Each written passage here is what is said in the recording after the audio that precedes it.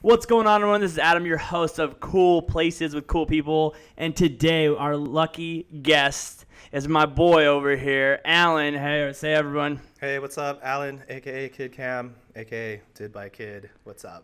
My boy, I've been wanting to do one of these with him, when we're sitting in the chairs talking and micing, and we were just talking before this, like, dude, we should have a camera on us every time you cut my hair, because that is a podcast. So when I was like, yo, Brant, we're starting a podcast, there was only one person I knew I had to get on, and that was you, man. Bro, like, it's probably, like, better content, like, in real time doing your hair, bro.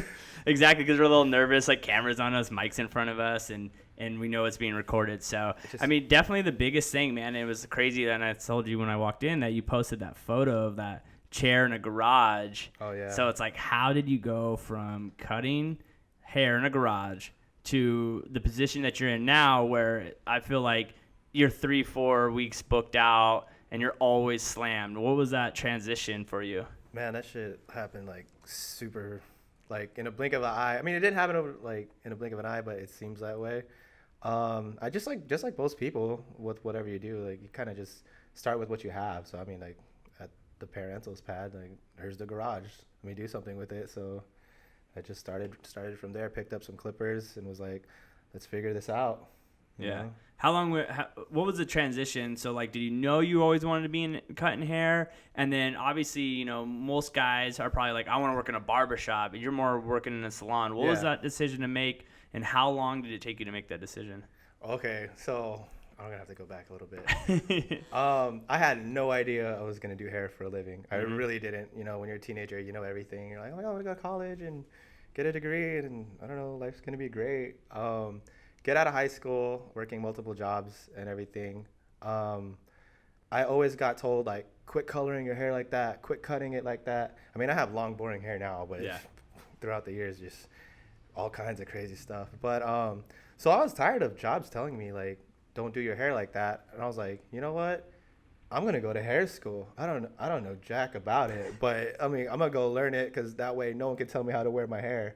Which I think is funny, because now that I am, like, a quote-unquote professional hairstylist, like, I have boring hair now. Yeah, you're like, that's long, it's straight, nothing really. Maybe I'll do the dreads in every once in a while, but nothing too crazy. Yeah, so, like, didn't know I want to do hair for a living, but that kind of influenced it. I mean, I was always messing with my hair growing up, but just I didn't know anything. Were you working with people's hair before you went to school, just kind of messing around with people, or did you not start that until after you went to school? Not really. Like, I found this pair of clippers in my bathroom, and, like, just the normal, like, I was back in the day when a little skater boy, like, if you needed a haircut, just one size all around. Yeah, so, just buzz it. Yeah, I do that to myself and my brothers, but that's pretty much it. No, I really got into hair. I mean, I'd always mess with my own hair, but I didn't really get into it and wanted to learn more until the jobs were telling me to stop that, and then I went to school for it. Oh, okay. What school did you end up going to? I went to, which is non-existent anymore, I went to Marinello's, and then shortly after I went to Roston Barber School. Okay. So, like I said, so you went from salon to barber. What has made that decision for you to stay not in a barbershop? Because we've had this conversation before. It's like, I'm not a fan of barbershops. I don't like going to barbershops. I never worked in a barbershop. No, that's exactly. So what was the reason in not ever working in one? Okay, so when I was growing up, I would always go to barbershops. They had the cleanest fades and tapers, whatever. Not so much anymore, but at the time, like, there wasn't really much scissor work going on, and you wanted, like, the texture and like all the different, like, scissor work hairstyles and whatnot. So I would go to a barbershop to get my fade, and then go to a salon to get my scissor work done, and or if I wanted color at the time. And I was like, dang, bro, I'm not like in I'm not thinking about going to hair school yet. And I'm like, dang, bro, I spent a lot of money for my hair and my image. And then so when it came to the decision, like, I'm gonna go to hair school, I was like, I thought to myself as I was doing that, I was like, you know what? I'm gonna go to both schools, because I mean, why go back and forth to a barber salon when I could just get it done in one shot? Like, I want to be that guy that can fade and do scissor work and or color if they needed it. So I went to beauty school first, and then barber school afterwards. I'm sorry, I didn't answer your question of, like, why I've never worked in a barbershop. It's just that I since I went to both, I just felt more comfortable in a salon. Yeah. I felt it was a lot more And there's nothing wrong with a barbershop. I just feel like sometimes it's a little too casual sometimes, where like your conversation is with the whole shop and not just your barber. You know what I mean? As to where at the time when I was going to a salon, it's like, man, they really pay attention to you. Straight to you. Want to know you and talk to you. And like the vibe was a lot more, I mean, it was chill and casual, but I don't know if this is going to hurt people. I don't want to say it was more professional, but I was just like, it just wasn't as, like I said, like it just felt more intimate and more personal. So I think that's why. Well, and that's the thing that I used to always struggle with barbershops. You know, before what I did now, I used to be on the road all the time. So when I was trying to get a haircut, you know, I was dating a hairstylist. So if I went to Fantastic Sam's or someplace like that, I got shunned because I never should go to a place like that. And so I would try to find that local barbershop, and I would walk in, and I was in smaller towns, and I just felt like so uncomfortable because I wasn't one of the boys. Everyone looks at you. Everyone looks at you. Walk in, and there are some cities I walk in, I'm the only white boy, and I walk in and I'm like, hey, I'm just trying to get a haircut. Can you fit me in? No, man, I can't fit you in. And so that's probably the reason why. And I think for me, like, I've always kind of leaned more to salons too as a guy, because it's like if I walk in and I'm not one of the boys, I do feel uncomfortable. And so I can understand that feeling as like, you know, when you have your hairstylist, you're locked in with that hairstylist, and it's just like, I mean, some of the stuff we even talk about, I'm like, no one's listening to us because they're talking to their own clients, or it's just I understand that vibe feeling you're talking about, which is good, because one thing that I can relate to the barbershop is I have a lot of quote unquote man talk. Yeah. So I'm just like, you know, I'll never tell my client how to speak, but you know, obviously you got to be professional. So like, there's a lot of women and children around. I'm like, I'll never tell you like not to talk a certain way, but I'm like, hey, I just want to lower the volume down a little bit, for sure. But we're still men, you know, we're just men in a salon. Exactly. That's all. Exactly. So where are we at right now, and like how long have you been here, man? We are at the Electric Beauty Lab. I have been here, I don't even know. It might be 3 or 4 years this summer. Like I said, man, once I started like hopping around salons, and then this one has really felt like home. So this is the one I've been at the longest, and I just love it. It's just I can truly be me. Yeah. You know what I mean? I could just be myself. So you don't feel like there's that image you have to fit in. And speaking about image, the reason why I like this salon so much is like, if you look around, it's called the Electric Beauty Lab, but it's not very feminine. It's very neutral. It has an industrial electrical theme to it. The way I dress is you know, it's still casual, but I choose to wear all black, because going back to what you're talking about when you walk into, I mean, not necessarily barbershops or other salons, but like it could be other salons. It's just that you see like a theme, like this is like this certain crowd that goes here. No, everyone's welcome in my chair, and I feel like this place has like, it's just really neutral. You know what I mean? Yeah. So, and then did you ever go to like, you know, I know a little bit more than in the salon, more of the hair game, because you know, obviously probably down this podcast and people that know me, like I dated a hairstylist for a long time. You know, her process was Fantastic Sam's, and then, you know, and then I was like, you got to go to a cool salon. Did you start at like one of those like entry level places, or you just went straight to a cool salon? Funny you say that.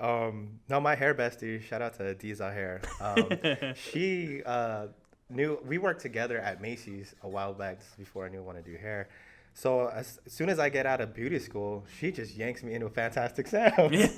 She was just like, boom, you ready? Let's go. I was like, whoa, what? Like, everything just happened really fast. So, yeah, I did start out at a Fantastic Sam's, and nothing against that place, but, like, it wasn't for me. Like, everything was, like, timely. Oh, well, that's the thing. It was, like I remember it was, like, you could never spend time with a client. It was like you had to be 15 minutes. So as a client, you felt that. Yeah, and I knew both sides. I knew as a client, I felt that, and I knew on the back end. But it's like 15 minutes for a men's haircut, and then try to sell them a shampoo. Like that was the two things. That's insane, man. Like, dude, I might be crazy, but I mean, I tell people all the time, I'm the slowest cutter in the world. I could take anywhere from 20 minutes to like 2 hours on a dude's haircut. Like, yeah, for sure. And I think the thing is you know, but that's why you spend your $14.99 a haircut there, because it's like you're paying per minute almost. That's $1 a minute. $1 a minute to get your haircut at Fantastic Sam's, dude. Yeah. So, you know, you're here. You've come from a Fantastic Sam's to now you're here for the last few years. And how do you think the struggle is for a new hairstylist? Because I bet you get a lot of DMs and calls like, dude, I want to get in the hair game. I see what you're doing. Not a lot. I have a few. A few, yeah. So what would be some of the advice you would give someone just starting out maybe they just got done with barber school or it's thinking about going, what is, how do you start building up that clientele? Because that's really the hard part, is building up that clientele and keeping them. Okay. As far as starting out, practice and mess up. Mess up. School is the time to mess up. I wish I was like less fearful of that, because I relate my hair cutting to skateboarding. Like, I just watch a lot of other people do it and really try to mimic it. That way I can nail it right away instead of like trying to fall. Yeah. But dude, be comfortable in school, or if you do work at like one of those entry level like places, just mess up there. Like, just go for it. Have a lot of friends. Do a lot of free cuts. Friends, family, all that. Try new things. So like, having those friends and family is what's really gonna help build you, at least as far as your technical ability and everything. So building clientele is, at least for me, I think was completely different for me. I don't know what it is, but something told me to like make your lifestyle your income and your clientele and your people. So I made it to a point, like, I was like, whatever, if I go to the grocery store, if I go to the gym, if I go to church, if I go to the bar, my favorite restaurant, whatever, I have to at least have 1-2 clients there. So it's in a way, like, you're keeping the business and the money circulating, So that's how I built my clientele. Like, whatever I already normally do, I'm gonna have a client, 1 or 2 already there. You know what I mean? Because it's easier because they already like you. Yeah. And you do a good job. So it's like, well, why would they not come and use you? Yeah, it's not fact, but I'm just saying, like, if you're constantly a local at like a coffee shop or wherever, they're gonna notice you coming there frequently, and then if you have a service or something to offer them, they're gonna want to return the favor. Exactly. At least one time. At least once and try it. That's actually a thing that Grant Cardone teaches, and if you're in the business, real estate, car selling, he always he's like, you never eat lunch at your office. He goes, you should go to the same place for lunch every single day, and everyone should know your name when you walk in, and everyone should know what you do. Dude. Because if you do that, someone will end up buying or selling with you, or someone's gonna work with you, because every day you walk in, they're gonna know who you are, and then it's your job letting them know what you do. Exactly, man. That's why I love my gym and coffee shop right now. Dude, you're like, you rock Kramer's so much. Shout out to Kramer's. Literally, shout out to Kramer's. Like, if you're not getting sponsorship from them or a discount, literally, I don't know anyone who posts Kramer more than you. That's what's up. You know what? They try to, like, they don't discount me, or they might, or if they try to give me something free, I don't even take it. I just put the money right in their tip jar. Yeah. You know what I mean? Tip no, karma. for sure. I think that's the one thing we talked about earlier before we even got on the podcast, how great you're at Instagram by showing your livelihood and reminding people you're a hairstylist, but not being like just posting just done photos. Like, I think that's a big mistake a lot of hairstylists make, or barbers or whatever. All they ever post is a haircut. It's like, I know so much about you, not just because it's like, I know Alan cuts hair, duh, right? Yeah. But it's like, that's the main point. But yeah, it's like, but I know he goes to Kramer's all the time. I know he's all up in the gym now. He's losing weight. I know he's on vacation. Like, he went hiking. You went to Utah. Zion. Yeah, you went to Zion. That was cool, bro. And I think that's something, I'm gonna pump you up for a second. How you do such a great job reminding people, but then also reminding, like, yo, I also am a dude just like everyone else. And it's like, and then when you come sit down with your clients, like, I like this guy. I appreciate that. Hair obviously is like, see, this is something questionable for myself. Like, I want to say hair is my passion. I'm very passionate about hair, but like, sometimes I feel like, am I just very extremely interested in hair as another hobby? Because I still love breakdancing. I still love skateboarding. I still, music. That just didn't pay the bills at the time growing up and everything. Yeah. And I found hair and I made a career out of it. But at the same time, like, I just don't want to be known just solely. I'd rather have people be like, oh, he loves hair. And like, when he wants to get into it and study it and whatever, he's all about that. But at the end of the day, he's like everybody else. He has like a life to live and other hobbies, other interests. And that's what I try to show to everyone else, is like, look, like I love hair, but it's not like purely just my life. You know what I mean? So I want to wrap kind of back to you and clients. We're really trying to do this podcast for multiple reasons, but definitely trying to help people who so they can learn from the people that are already doing it. So, you're getting your clients from where you already go, but how are you doing anything special to kind of keep those clients around so you're, already keeping that return business? What I like to do with my clients, anything, I firmly believe in too much of anything is not good for you. And also like repetitiveness. I mean, it's good to be consistent, but you can be consistent in a different aspect. Like I consistently tell my clients like, all right, as the seasons change, so should your hair. Your hair is part of your outfit. So when it gets colder, I tend to put them on the longer side. Let's grow this out.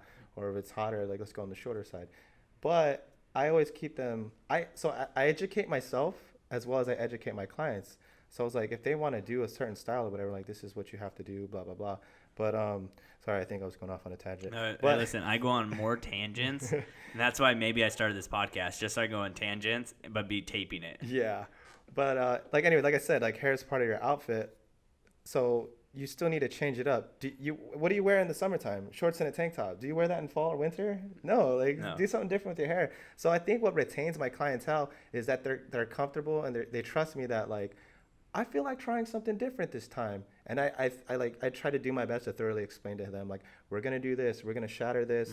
Parietal ridge. It might be throwing out big words at them, but then I'll go back and tell them what that word is, like, oh, the round of your head, bro. Yeah. And they're like, oh, okay, cool, whatever. Just go ahead and do it. Do it, yeah. So, and then I assure them that, like, if this doesn't work out, luckily hair grows. And because of the way I section hair, we can go right back to your old style. No problem. So they feel more comfortable because knowledge destroys fear. If you don't know that, you can't go back right away. Like, oh, I don't know if I want to do that. But it's like, if you tell them like, nah, it's gonna be okay. Yeah. They trust you more. So yeah, I think I don't even know if you do. I don't even know if you realize what you do.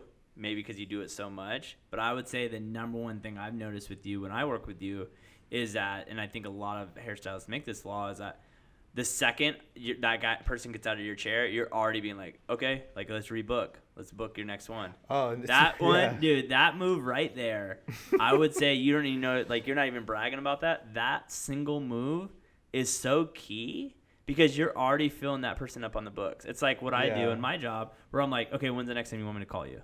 Yeah. Because then I can put it on my schedule. You put it on your schedule. You're locked in at that point. Exactly. You're not waiting like, hey, yeah, text me in a week or let me know how your hair's looking in a week. Or it's like you're already setting that next appointment. Of course. The second they get out of the chair, you're like, so 3 weeks? Yeah. Sounds great. Okay, cool. Yeah. So no pressure. It's really no pressure to anyone.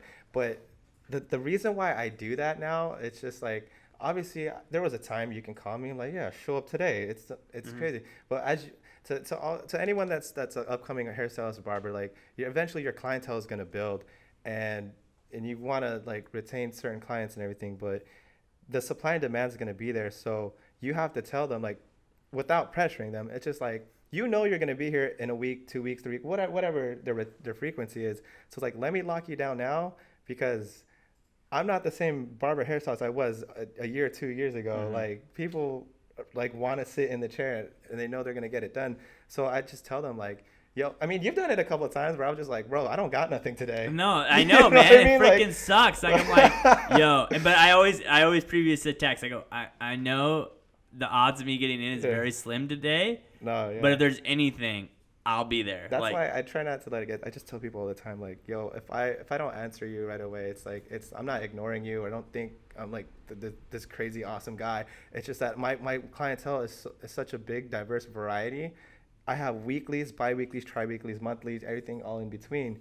So sometimes I had to like really like just lock. I got people like one guy, Lawrence and his brother Andrew. Shout out to me here, brothers. They're weekly clients, so I have to lock them in. They lock in by the month because. So what if I just only did like 2 appointments for them, and then like the monthly client from last month books like their 4th week, and they're like, hey dude, where's my spot? Like, I'm here every week, so I have to be very mindful of like almost every single client that's very frequent.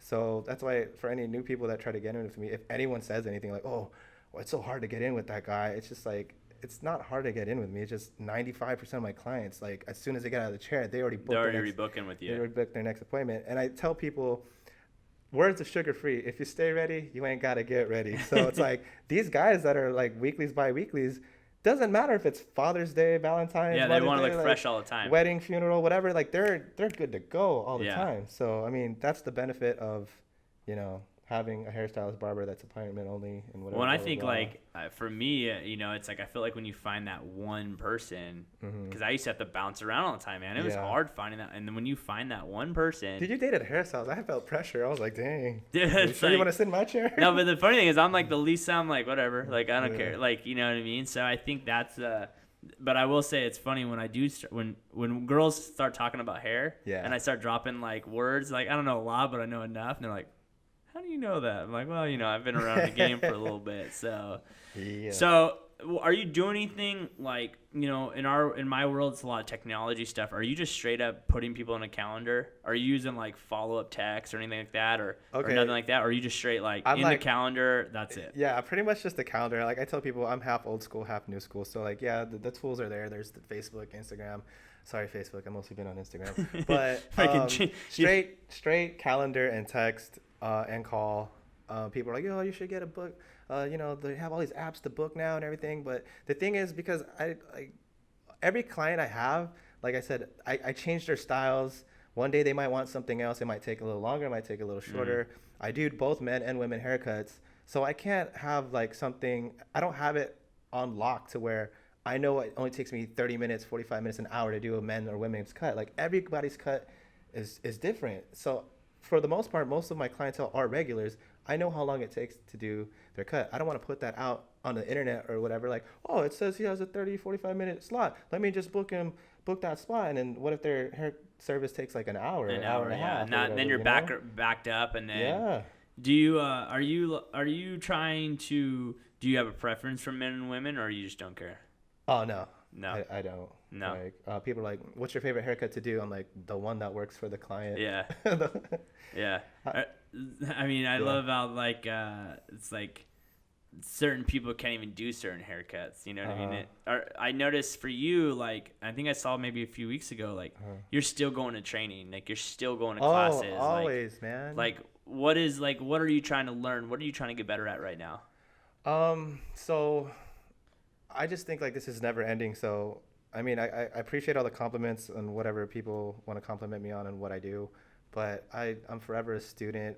If there's nothing new to learn, there's always something you can remember or improve on, like I do a little bit of braiding, a little bit of curling updos and whatever. I'm mostly a cutter, but that is, like I'd still like, I'll take a color class. Like I'll take those classes, So, I mean, like, what do I want to improve on more technically?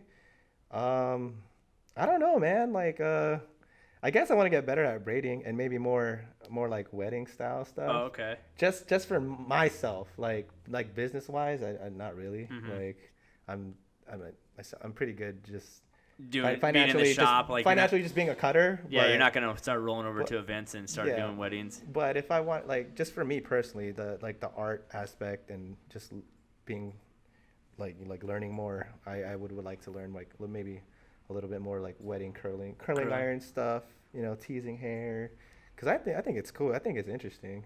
I think it's crazy what people can do with hair. You know what I mean? Oh, and or the vision that some people have that could be like, okay, I'm gonna look at this person, I'm gonna do this, and they can change everything about them based on their hairstyle. Like, you really, and there's some people that don't have that look. We were talking earlier, some people are just talented at certain things, and it's crazy when you can see those people that are talented at hairstyling, and you have to respect that. Pause right there. What you said, hairstyling, like, dude, that's important. I tell everyone there, even though I'm a cutter, like, finishing the haircut and styling it, that's really, that's the money. Like, that's the money. That's right where you there, make dude. your bucks, bro. Like, it's not the clip. Like, when I do your hair, dude, I just don't slap anything in your hair. Like, I take my time, I blow dry and everything, and I explain why I do it. Sick blow dryer you have. Thank you, dude. Shout out to his blow dryer is the coolest thing I've ever seen. Thank you. Who gave it to you? Client named Chad. I hope I can touch on this story real quick. No, go for it, dude.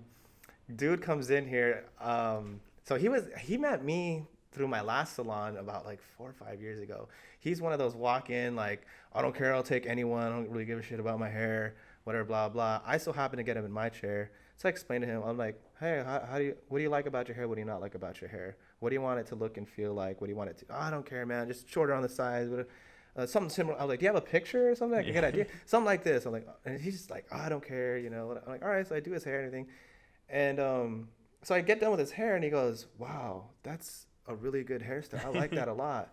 Like, yeah, thank you, appreciate you sitting in my chair, whatever, blah blah blah. He leaves. So I'm a commission style at this time. Yep. I work for the salon. Yeah. This guy comes back 2-3 weeks later. He goes, "Oh, I want that guy right there." Mhm. So I was like, "Oh, I'm honored." He wanted to come back and sit in my chair. The guy who didn't care about his chair, or didn't care about his hair. Fast forward, like, freaking, oh man, like, all the way till just recently, the beginning of this year, or the end of last year, I don't know, because he had to move to Texas. But until he had to move to Texas, he started getting his hair so much. We went from everything from like bald buzz cut to freaking grew his hair out and braided it. Yeah. And every hairstyle in between. We're talking about the guy that was like served in the army, didn't care about his hair, Mhm. whatever. You know, I think he liked to go to the last salon I was at because all the girls were pretty. Oh. So he didn't care who did his hair. Yeah, or whatever. exactly. So he comes in, like I said, either, I can't remember if it was the beginning of this year or end of last year. He comes in, I'm working on a client, say, for example, I'm working on you, whatever, we're talking, chopping it up. He comes in and I go, like, "Yo, do you have an appointment today? What are you doing here?" And he's holding this big old box. Mhm. I'm like, "Dude, what's going on?" He's all, "Man, like, you know, at the time he was going through a divorce and everything." So he goes, "Yeah, life's taking me to Texas, brother." I was like, "Oh yeah, dude?" And he's just like, "Yeah, man, I'm gonna be going to Texas, bro. I brought this for you. Consider it like your severance pay. I really appreciate you being my barber for the past 4.5, 5 years." Mhm. And I was like, "Dude, this dude's trying to make me cry. Like, what the hell's going on?" So he's like, "This is for you because I never cared about my hair until I met you." Mhm. I opened one flap of the box. As soon as I open it, it says Dyson, and I just look at him like, "Dude, you got your barber the Dyson before you got your wife or ex-wife the Dyson?" He's like, "Yeah, man. I know how passionate you are, and this is for you, dude." I was like, "Dude, like, it just hit me." And I tell that story all the time to my clients to this day. Still, they're like, "Dude, that's a fancy blow dryer." And I was like, "Let me tell you a story on that." Like, they really enjoy that. Isn't so. it crazy? Would have ever thought cutting hair would have turned into like that relationship where someone's literally like that upset, like you're one of the people that they have to say their goodbyes to? Dude, it's such an honor and such a blessing. A lot of my clients actually, like, it's a lot, dude. Like, when they're coming in here, they're like, "Dude, my dude's probably tired from the gym or whatever." It's kind of nice that they kind of analyze my lifestyle and everything. They're like, "Dude probably didn't eat all day." Like, they'll bring me food. Well, remember when you messed coffee. your wrist up? Yeah, I you remember. couldn't even make a certain motion. I was Yeah, like, I "Don't worry, remember. man. It's cool. I've done that before." Yeah, man. So, what was the question you asked again? I forgot. The question is that could you have ever imagined just cutting hair would get to this point where someone would literally have to give you a gift? They're upset that they have to move away from you. Oh man, it's such a big honor. I know I had no idea. Like I said, I had no idea I was gonna do hair for a living. Mm-hmm. But yeah, man, it's awesome, dude. I truly, I don't like to. I'm not a very like. I don't like to say anything confidently, only because it might be my downfall. Like I fear like sounding like cocky or with an ego to anyone. Mm-hmm. But I truly do have the best clients, dude. Yeah. They're freaking amazing, man. Well, I think just like the vibe that they give off just on just Instagram stories, just Yeah. like the vibe that you guys give, just you can tell they're just happy to be here. Yeah, like they're man. hanging out with one of the boys. Yeah. Well, that's one thing I wanted to touch on. Like hair school didn't prepare me for that, bro. No. Like they didn't tell me. Like they're gonna teach you how to be sanitary. They're gonna teach you like the basics of cutting hair, and they're gonna tell you that you're gonna definitely be a therapist, a counselor, Mm-hmm. or whatever. Yeah, people say.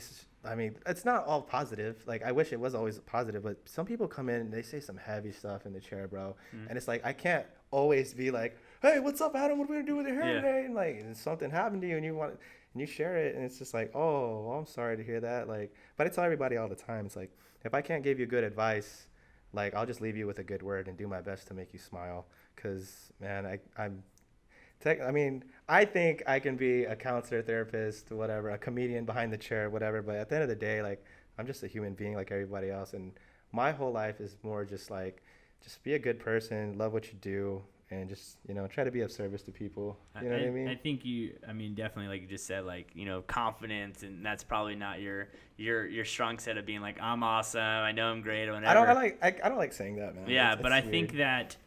think that you're probably downgrading what you actually do that helps people. right? Yeah. By doing a great cut and make them look good or feel good, or you're giving people confidence. That's what's crazy. Because I'll tell you what, you've come out of a fresh cut, right? You're fresh cut, you're feeling good, you're wearing your, you're feeling good, and you walk out of that door. If you run into someone, you're like, you're looking good. Then if you walk out with a crappy haircut, and you're like, dude, I don't want to run into anyone I know right now. If not, if you're a dude and you're looking fresh, you're like, where's that girl at that I've been wanting to see? Yeah. I'm just honored for like people to share their story with me. So like whether it's positive or negative, whatever, I want them walking out knowing like the next day is just gonna be better. Or if they're already having a good day, it just like super saiyaned up even more. Like it just got that much better. Like they can conquer the world. Yeah. Like it makes me feel good to make other people feel good. Like, it's just, I don't know. It's like money, it's priceless, dude. Like it's such a great feeling. I always tell people like, when you're here in my chair, this is your time out from your reality. Your career is gonna be there, your family, your friends, like whatever's bothering you. I mean, I'm not a professional. Like, I can't solve anyone's problems. But I mean, I'll just, like I said, I do my best to make them feel that like they can get through their shitstorms.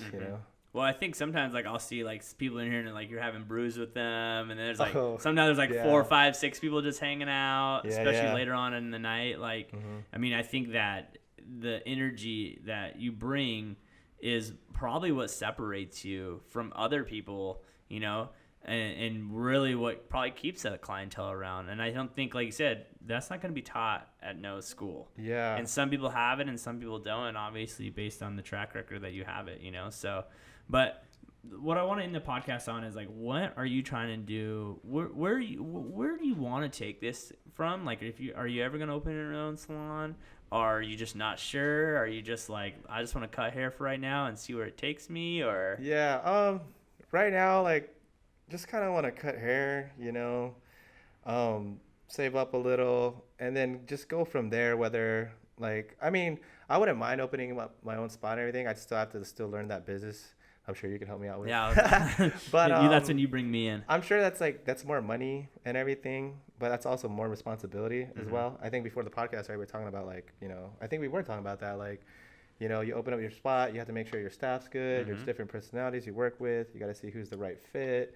So I mean, that's later down the line. I just want to be happy right now and pay off some debt. So, and then I think it's cool that I just do my thing right now. Maybe travel a little bit because as much as I'm a kid for life, we're still getting older. So I'd rather see stuff now than when I'm in like 40s, 50s, which is nothing wrong with that. But like, so kind of just keep cutting hair. I think I'm gonna have a couple of shirts coming out soon just to make a little bit of income for the people that truly like. There's people that already told me like, dude, if you had a T-shirt with your face on it, I'd buy it. I'm like, well, for sure, the stickers are just everywhere, man. I seriously see your stickers everywhere. Slaps, bro. 90s forever. That's what we did growing up. Yeah, and what was the reasoning? I mean, shoot, I actually want to touch this. Whose idea was it to make the sticker, and why did you make it, and how did that all come about? So one of my clients, BZ Beats, he got a character done by one of his homies, Elijah. Shout out to him. So I just hit him up like, yo, I want a character too. I thought it was cool. And then one of my buddies in the hair industry, Leche, he goes, dude, that's it. That's your logo. So I was like, oh, well, let's just roll with this then, which actually turned out to be a really good thing because as far as like business cards and everything, like, you get a business card, you see a pair of scissors or a barber pole on there or something. So like, you already know that's like a hair person. And then like by accident, it was awesome. Like you just see a character, like my face. You're like, what the hell is this? So you're forced to turn it around and read it. So I was like, oh, that worked out cool. So stickers are everywhere. Back to what we were saying, like, just so it's kind of figuring it out, like just trying to be happy and, the right time will come when it comes to opening up a place and whatnot. So, yeah. Perfect, man. Well, thank you so much for taking the time, man, to do this with me. I really appreciate it. It was an honor to have you on here because of all the great things we talk about in the chair, and like maybe the next time you'll be doing a podcast and we'll be in your chair, man. So thanks a lot. And thank you so much. I'd like to do another one with you hopefully sometime, and good luck to you in your newer like episodes and everything. For sure, man. We will. Appreciate you, Adam. Thanks, buddy. Thanks, bud. Later.